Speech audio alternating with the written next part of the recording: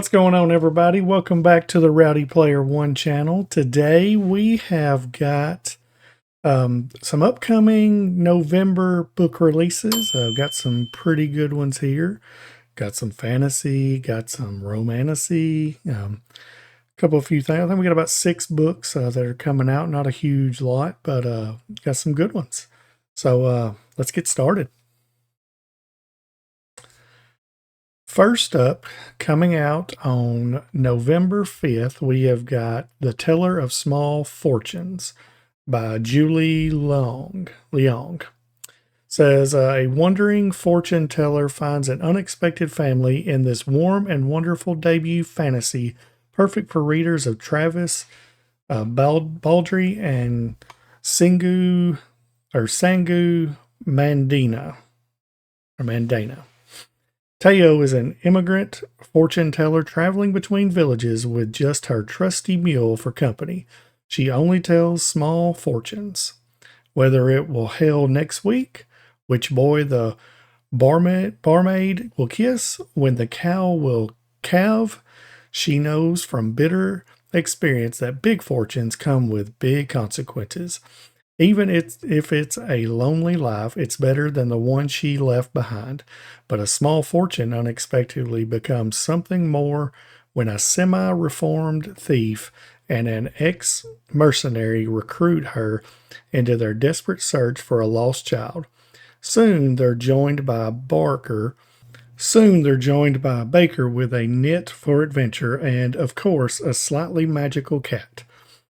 Teo sets down a new path with companions as big-hearted as her fortunes are small. But as she lowers her walls, the shadows of her past are closing in, and she's having to decide whether to risk everything to prevent the family she never thought she could have.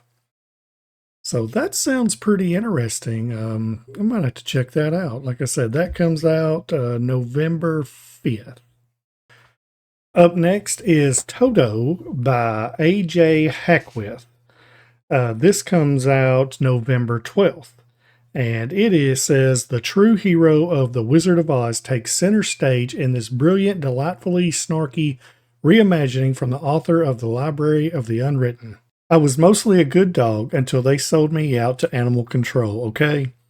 But if it's a choice between Oz with its creepy little singing dudes and being behind bars in gray old Kansas, I'll choose the place where animals talk and run the show for now. Thanks. It's not my fault that the kid is stuck here too, or that she stumbles into a tug-of-war over a pair of slippers that doesn't even taste good. Now one witch in good eyeliner calls her pretty and we're off on a quest. Teenagers.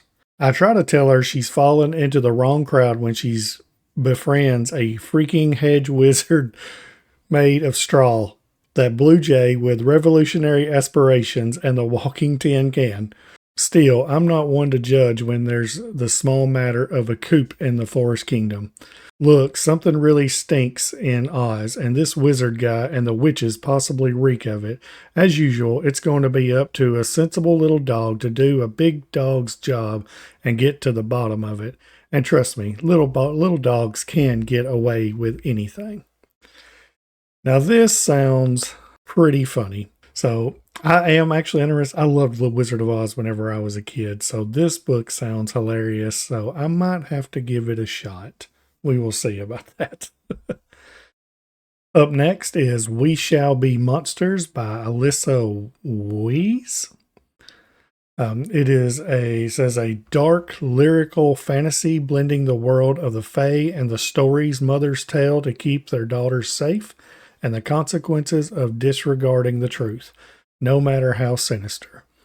Gamma lives with her mother in an isolated antique shop in Michigan near a small patch of woods that conceals an enchanted gateway to fairyland. She knows she's not supposed to go into the woods. Her mother, Virginia, has warned her multiple times about the monsters that lurk there, and yet, defiantly, curiously, she goes anyway. Virginia understands her daughter's defiance. She knows the lure of the woods all too well. Her own mother warned her about the monsters that resided there, and she also did not listen until a witch cursed her true love, Ash, Gamma's father, into the form of a beast in the days before Gamma's birth. And if Virginia cannot break the curse before her daughter turns 15, Ash will eat Virginia's heart, and Gamma will belong to the witch. So Virginia will do whatever she can to protect her daughter, even if it means stealing Gamma's memories away. Now this sounds pretty interesting. I think it's kind of a fantasy romance, sorta. Kind of, I guess to me, it's got like fairy tale vibes in it, so it might be pretty good. I might have to look at that. So we will definitely have to check and see.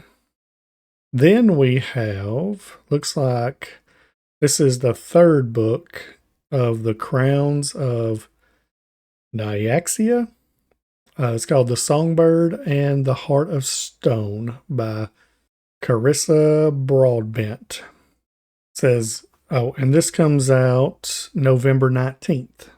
It says New York Times bestselling author and book talk sensation Carissa Broadbent returns with a brand new novel in the Crowns of Nyaxa series, Songbird and the Heart of Stone, where A Court of Thorns and Roses meets Dante's Inferno in an epic fantasy romance of love and treachery between mortals and gods. Misha, I think that's Misha, lost everything when she was forcibly turned into a vampire.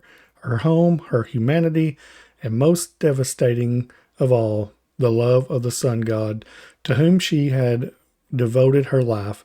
Now sentenced to death for murdering the vampire prince who turned her, redemption feels impossible. But when Misha, as saved by Asher,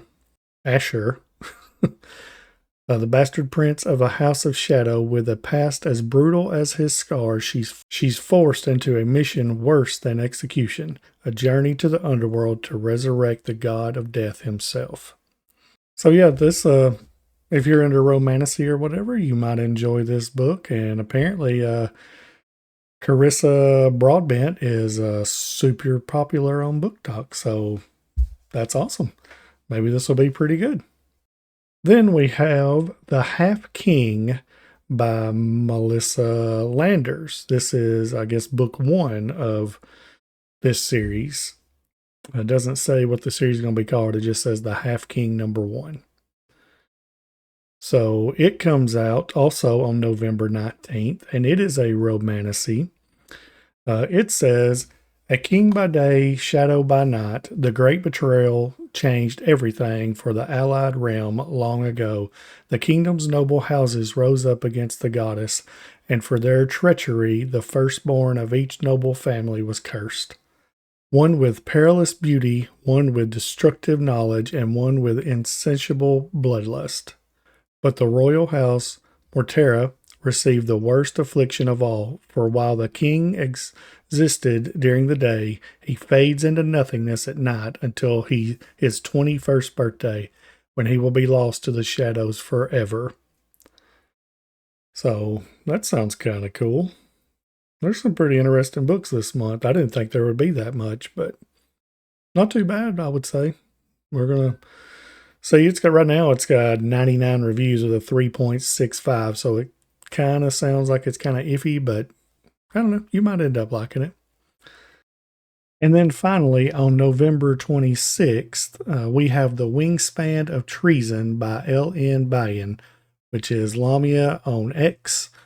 She is super nice, and this book looks really good. It's like nearly 700 pages. I think it's like 670, so it is a chunker of a book, and I've heard really good things about it. But it says, in Velmir, a great kingdom boasting unrivaled peace and brutal grip over the known kingdom, a kingdom built with blood. Former in Velmir Prince Claus surrenders everything to it. Now he's fleeing a shattered betrayal and wondering why his parents want to kill him. That sounds really cool. I think it's going to be really good. It comes out in just a little bit less than a month at the end of the month of November. And this is the one I'm most excited for. I hope it's great. I think it will be. Like I said, she's got a couple of reviews up already on Goodreads, and they're 5 stars, so it's fantastic.